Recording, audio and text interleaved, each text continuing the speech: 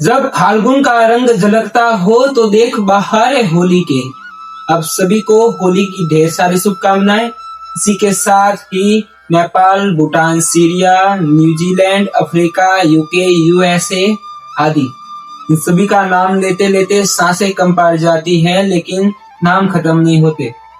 आपको क्या लगता है कि क्या ये होली का रंग सिर्फ कश्मीर से कन्याकुमारी तक ही है?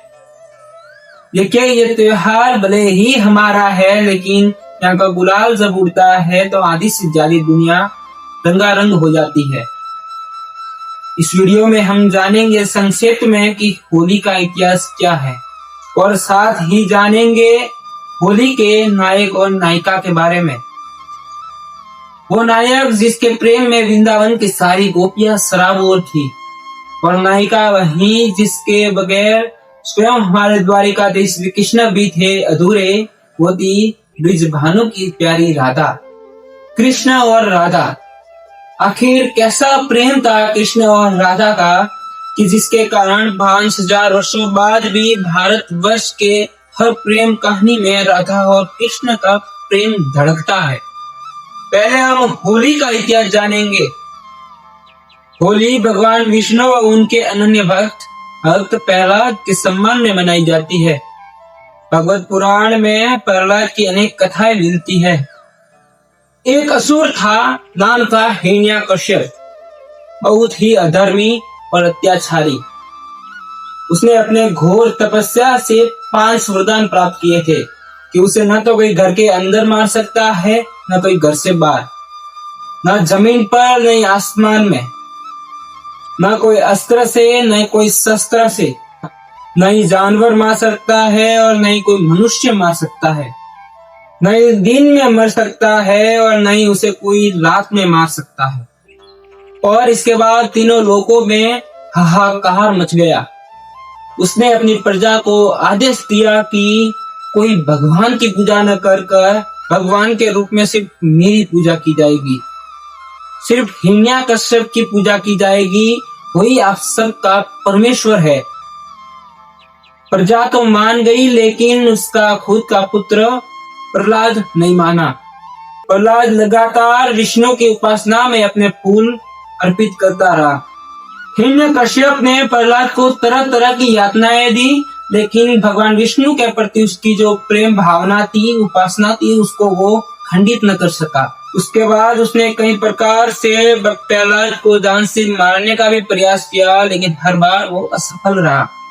फिर उसे एक दिन अचानक से याद आया कि उसकी बहन होलिका के पास एक चमत्कारी दुशाला है जो अग्नि से नहीं जल सकती। उसने एक अचूक षड्यंत्र रचा प्रहलाद को मारने का, लेकिन अंत में इसमें भी वो विफल रहा। उसने होलिका को कहा कि तुम प्रहलाद को लेकर आग की लपटों पर बैठोगी। उसने हंसते हंसते इसको स्वीकार किया, क्योंकि होलिका स्वतः जानती थी क्योंकि वो उस दुशाला के कारण जल नहीं पाएगी। अंत में होलिका प्रहलाद को लेकर आग की लपटों पर बैठ गई। जैसे जैसे आग की लपटें बढ़ती गई तो भक्त प्रहलाद ने विष्णु जी को याद किया कि अगर मेरी भक्ति सच्ची है तो आप मेरी रक्षा अवश्य करेंगे। और हुआ भी कुछ ऐसा ही कि आखिर भगवान अपने अनन्य भक्त की भक्ति को भला कैसे टाल सकते हैं। हुआ कुछ ऐसा चमत्कार कि वो दुशाला भक्त प्रहलाद के ऊपर आकर गिर गई।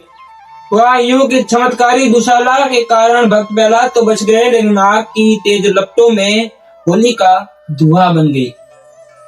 परिणाम में भक्त प्रहलाद बच गए, और इसके बाद भगवान विष्णु लेते हैं एक नरसिंह अवतार, जो आधा सिंह और आधा नर यानी मानव, तो न तो जानवर था और न ही मनुष्य। भगवान विष्णु के अवतार नरसिंह ने दो धूली वेला, यानी न तो दिन और न रात में, और घसीटते हुए लेकर आए उसके महल की चौखट पर, तो न तो घर के अंदर न घर के बाहर, बिल्कुल बीचों बीच, और वहां पर अपनी गोदी में रखा, न जमीन के ऊपर न आसमान में, अपनी जंघाओं पर अपनी गोदी में। और बाद में अपने नाखूनों से उसका पेट चीर दिया, उसे फाड़ दिया। वो नाखून जो न तो अस्त्र थे और न ही शस्त्र थे, और इस कारण अधर्म पर धर्म की जीत के उत्सव के रूप में हम मनाते हैं होली का त्योहार। और होलिका का अग्नि में जलकर भस्म हो जाना, उसी के कारण हम करते हैं होली दहन। लेकिन भगवान कृष्ण और राधा के प्रेम से होली का क्या संबंध है? एक बार यशोमती मैया के नंदलाला माँ यशोदा से पूछते हैं कि मैया, मैं इतना काला और राधा इतनी गोरी क्यों? भगवान कृष्ण को अपने सांवले रंग से बहुत शिकायत थी, और खासकर तब जब राधा उनके सामने होती तो वो शिकायत और दुगुनी हो जाती थी। एक बार श्री कृष्ण ने पूछा कि मैया, मैं इतना काला और राधा इतनी गोरी क्यों? प्रकृति ने मेरे साथ ऐसा भेदभाव क्यों किया? तो मैया ने बहुत ही शानदार उत्तर दिया कि लल्ला, तू काला है तो क्या हुआ, तू भी राधा को अपने रंग से रंग कर अपने जैसा कर दे। और अपने जैसा क्या, तू जिस रंग में चाहे उस रंग में कर सकते हैं। कृष्ण को मैया की बात पसंद आ गई और दोनों हाथों में रंग लेकर वृंदावन की गलियों में राधा को ढूंढने निकल पड़े। और वहीं से शुरू होती है ब्रिज की धूमधाम से होली।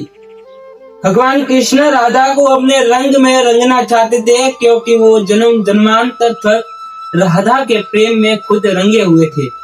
इनका प्रेम बेशर्त था, साथ रहने में, साथ निभाने में कोई शर्त नहीं थी, बेशर्त प्रेम था इनका।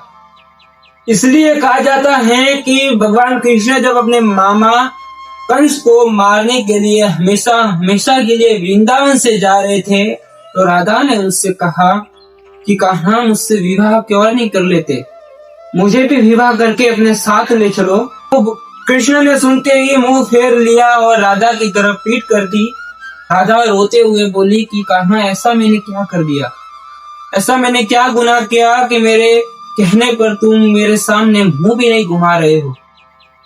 लेकिन भगवान कृष्ण जब राधा की तरफ मुंह किया तो वो तो कृष्ण थे ही नहीं, जबकि वो पूरे राधा हो चुके थे। तो कृष्ण ने उत्तर दिया कि राधा, विवाह के लिए दो अलग अलग आत्माओं की जरूरत होती है, दो अलग अलग मनुष्यों की जरूरत होती है, लेकिन मैं और तुम तो एक ही हो। तो भला मैं विवाह करूं किससे? स्वयं से करूं। इसी बात में राधा को अपना उत्तर मिल गया था। और अंत में सच्चे प्रेम से परिपूर्ण अटूट प्रेम के साथ आप सभी को होली की ढेर सारी शुभकामनाएं। राधे राधे।